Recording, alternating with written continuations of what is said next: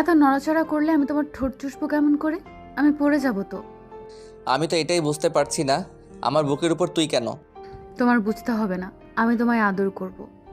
আদর করবি মানে কী সব বলছিস এসব? মীরা কথাটা শেষ করতেই নীলের ঠোঁটছোড়ার দিকে নিচের ঠোঁটছোড়া এগিয়ে নিয়ে আসতে লাগলো।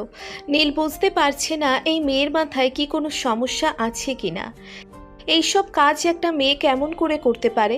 মীরা নিজের তীক্ষ্ণ দৃষ্টি নীলের ঠোঁটের দিকে ফেলে নীলের ঠোঁট বরাবর এগিয়ে আসতেই নীলের রুমের মধ্যে তার মা চলে আসে। নীলের মায়ের পায়ের শব্দ পেয়ে মীরা দ্রুত ঝড়ের গতিতে নীলের বুকের উপর থেকে নেমে পড়ে।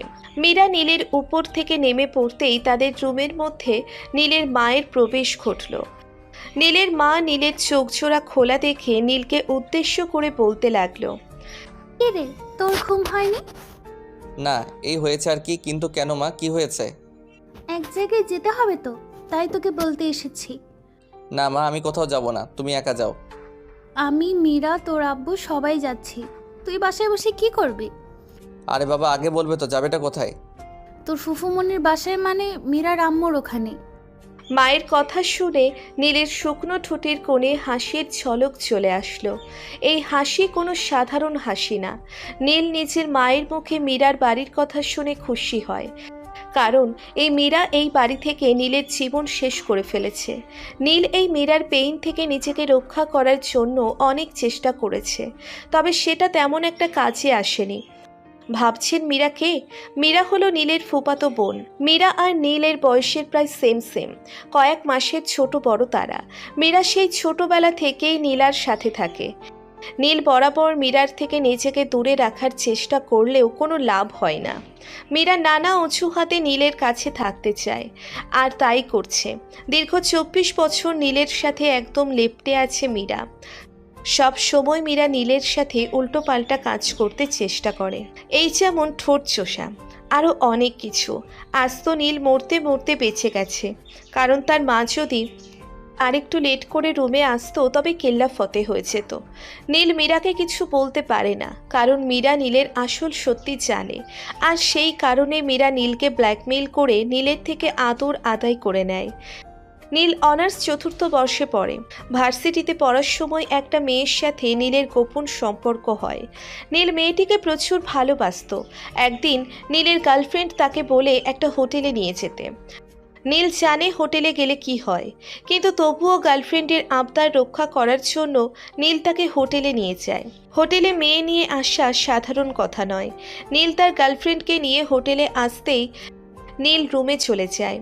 রুমে আসতেই নীল হঠাৎ করে চমকে যায়। নীল দেখতে পায় তার বুক করা রুমে অনেক আগে থেকেই একটা মেয়ে বসে আছে। মেয়েটা আর কেউ না, বরং মীরা। মীরাকে দেখতে পেয়ে নীল ভয়ে ভয়ে মীরাকে উদ্দেশ্য করে বলতে লাগলো, মীরা, তুই এখানে? দেখতে আসলাম তোমার আসল রূপ, আর এই ফোনের মধ্যে তোমার আর তোমার গার্লফ্রেন্ডের ভিডিও বানায় ফেলছি। এখন হবে তোমার ভাইরাল। উফ, কত ফ্যান ফলোয়ার হয়ে যাবে তোমাদের। আমার তো ভাবতেই কেমন জানি লাগছে। মীরার কথা শুনে নীলের গলা শুকিয়ে যায়। মীরার কথা শুনে নীলের পাশে দাঁড়িয়ে থাকা গার্লফ্রেন্ড লেজ গুটিয়ে পালিয়ে যায়। নীল একা পড়ে যায় মহা সংকটে। নীল কিছুই বুঝে উঠতে পারছে না, আর পারবেই বা কেমন করে। এই ভিডিওটি যদি সত্যি সত্যি ভাইরাল হয় বা কোনোভাবে নীলের পরিবারের কাছে চলে যায়, তবে নীল শেষ। নীল তাই নিজের মান সম্মান বাঁচাতে মীরাকে ভয়ে ভয়ে বলতে লাগলো, মীরা, তুই আমার সাথে এমন করতে পারিস না, বিশ্বাস কর। আমরা কোনো খারাপ কাজ করতে এখানে আসিনি। আমি তো ওই মেয়েকে ক্লাসের কিছু অ্যাসাইনমেন্ট দিতে এখানে এসেছি। উফ নীল, তুমি মিথ্যাটাও গুছিয়ে বলতে পারো না। আবাসিক হোটেলে তোমার বিদ্যাসাগর হতে এসেছো? এটা আদৌ কেউ বিশ্বাস করবে? আমার কেন জানি এটা মস্করা মনে হচ্ছে। মারা, প্লিজ আমায় এবারের মতো ক্ষমা করে দে। আমি আর কখনো কোনো মেয়ের সাথে কোনো ধরনের যোগাযোগ রাখবো না, সেই সাথে কথা বলবো না, প্লিজ, এই লাস্টবার। আরে নীল, এত সহজে আমি তোমায় ছেড়ে দিব এটা কি করে হতে পারে? সেই সকাল থেকে এখানে এসে অপেক্ষা করা, তোমাদের উপর নজর রাখা কম কষ্টের বলো? আচ্ছা, তুই আমার সাথে এমন করছিস কেন? আমি ভুল করেছি এটা সত্যি, কিন্তু ক্ষমাও তো চাইছি। একটু ক্ষমা করে দে প্লিজ। ক্ষমা করার জন্য তো আমি চেষ্টা করছি, কিন্তু আমার কথা তো তুমি শুনতেই চাও না। কি কথা বল, আমি তোর সব কথা শুনবো। সত্যি তো? পরে আবার পাল্টা খাবে না তো? একদম না, সত্যি সব কথা শুনবো, তবে তার আগে এই ভিডিও ডিলিট করে দে। আমি তোর কথা শুনছি, বল তুই। আমার ওটাই চাই যেটা এখানে হতে গিয়েও হয়নি। হোয়াট? এসব কি বলছিস? তুই আমার বোন, আমি তোকে নিয়ে কখনো এসব ভাবিনি। এসব কথা বলিস না। আমার কথা না শুনলে আমি এই ভিডিও করব ভাইরাল, কেমন লাগবে তখন? মীরাকে অনেক বোঝানোর চেষ্টা করেও কোনো লাভ হয়নি। মীরা নিজের কথায় একদম অনড় থাকলো। নীল কিছুটা বাধ্য হয়ে মীরার কথায় রাজি হলো, কারণ এছাড়া তার কাছে আর কোনো পথ খোলা নেই। তারপর থেকে শুরু হয় মীরার অত্যাচার। কতবার এই অত্যাচারের শিকার সে হয়েছে তার হিসেব নেই। চলুন এখন একটু বর্তমানে ফেরা যাক। নীলের মা কথাটা বলে চলে যায় নীলের রুম থেকে। নীলের মায়ের সাথে মীরাও চলে যায় নীলের রুম থেকে। নীল নিজের রুমে বসে মনে আনন্দে ভাবতে লাগলো, এত বছর পর এই বজ্জাত অসভ্য মেয়ে আমার পেছন থেকে বিদেয় হবে, আর কেউ আমায় ব্ল্যাকমেইল করতে পারবে না। আজ মীরার মা বিদেশে চলে যাবে, আর সাথে মীরাকে নিয়ে যাবে। আমি শান্তিতে ঘুমোতে পারবো আজ থেকে, একদম শান্তির ঘুম দিতে পারবো। আহা! নীল কথাগুলো ভাবতেই মুচকি হেসে ফেলল। অতপর দ্রুত রেডি হয়ে নিচের ফুপুর বাড়ির মানে মীরার বাড়ি চলে আসে তারা। নীল মীরার বাড়ি আসতেই তার ফুপু মীরার মাকে প্রশ্ন করে বসল। ফুপি, তুমি আর আঙ্কেল যাবে নাকি মীরাও তোমাদের সাথে যাবে? ওকেও সাথে নিতাম, কিন্তু ও তো কিছুতেই যেতে চায় না। হ্যাঁ, চাইবে কেন? আমার ঘাট থেকে তো তোমার নামার কোনো ইচ্ছা তোমার মেয়ের নাই। মানে তুই কি কিছু বললি? না না ফুপি, আমি আবার কি বলবো? কিছুই না। মীরাকে তোমরা জোর করে নিয়ে যাও, ও কেন থাকবে দেশে? বাহির থেকে ঘুরে আসলে ওর মন মাইন্ড ফ্রেশ হবে। হ্যাঁ, আমি জানতাম তুই এই কথাটাই বলবি, তাই তো আমি মীরার সাথে সাথে তোরও টিকিট করে নিয়েছি। আমাদের সাথে তুইও যাবি, তোর মনও ফ্রেশ হয়ে যাবে। ফুপুর কথা শুনে নীল যেন আকাশ থেকে পড়ল।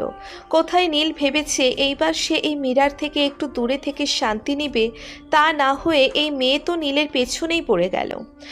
এই ফুপুর উপর নীল এক করুণ দৃষ্টিতে তাকিয়ে আছে। নীলের মনে হচ্ছে এই দুনিয়ার সবাই তার বিরুদ্ধে গিয়ে মীরাকে তার সাথে এক করে রাখতে উঠে পড়ে চেষ্টা করছে। নীলের মুখটা ফ্যাকাশে দেখে মীরার মা নীলকে উদ্দেশ্য করে বলতে লাগলো, কিরে নীল, তোর মুখের উপর থেকে হাসি উবে গেল কেন? না মানে ফুপু, আমি তো কখনো দেশের বাইরে যাইনি। আমার মন তো মানে না বিদেশে, আমি যেতে পারবো না।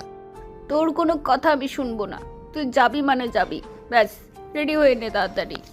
নীলের ফুপু কথাটা বলতেই রুম থেকে বেরিয়ে যায়। নীল নিজের ফুটফুটে থামানোর চেষ্টা করেও কোনো লাভ হলো না। তার ফুপু হনহন করে চলে গেল। ফুপু রুম থেকে চলে যেতেই নীল দুম করে বিছানায় বসে পড়ল। নীলের মনের সব আশা আজ শেষ হয়ে গেল। ওই মীরার সাথে যদি নীল বিদেশে যায় তবে আর ঠিকভাবে দেশে ফিরতে পারবে না সে। নীল মীরার কথা ভাবতেই হুট করে নীল শুনতে পায় কেউ একজন নীলকে উদ্দেশ্য করে নীলের পেছন থেকে বলছে, প্ল্যান করা শেষ। এত সহজে তো আমি তোমায় ছাড়ছি না সোনা, আমি যেখানে তুমিও সেখানে। মেয়েলি কণ্ঠস্বরটা শুনে নীল চমকে গেল না, কারণ নীল জানে এই কণ্ঠস্বরটা আর কারো না বরং মীরার। নীল পেছন ফিরে তাকাতেই দেখতে পায় মীরাকে।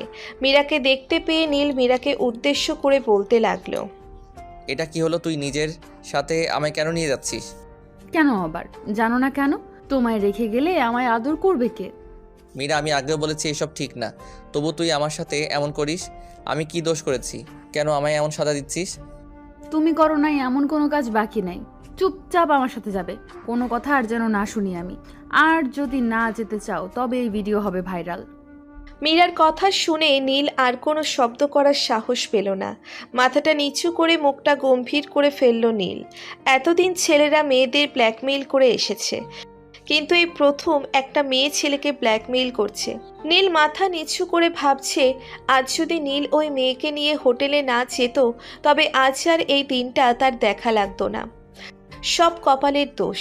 নীলকে গম্ভীর মুখ করে থাকতে দেখে মীরা নীলকে উদ্দেশ্য করে বলতে লাগলো, এই, তোমার মুখটা এমন বাংলার পাঁচের মতো করে রেখেছো কেন? আসো তোমায় একটু আদর করে দেই। না, আমার কিছু প্রয়োজন নেই, তুই আমায় একটু একা থাকতে দে। একা থাকতে তো আমি তোমায় দিচ্ছি না সোনা, জোর করে করে তোমার পাশেই থাকবো আমি। মীরা কথাটা শেষ করতেই নীলের কাছে চলে আসে। নীলের বুকে নিচের মাথাটা চেপে রেখে নীলকে শক্ত করে জড়িয়ে ধরে মীরা। নীল মীরার এমন আচরণে চরম বিরক্ত হলেও এখন একটুও বিরক্ত হচ্ছে না, বরং নীল মীরার পিঠের উপর হাত রেখে আলতো করে মীরার পিঠে হাত বুলিয়ে দিতে লাগলো। নীলের এই হাতের পরশ পাওয়ার জন্য মীরা পাগল হয়ে থাকে প্রায়। মীরা পরম আবেশে নীলকে নিজের সাথে মিশিয়ে নিয়ে বলতে লাগলো, নীল, আমি তোমায় ভালোবাসি আর তোমার সাথে সব সময় থাকতে চাই, আর তার জন্য আমি সব ধরনের ব্ল্যাকমেল করতে পারি।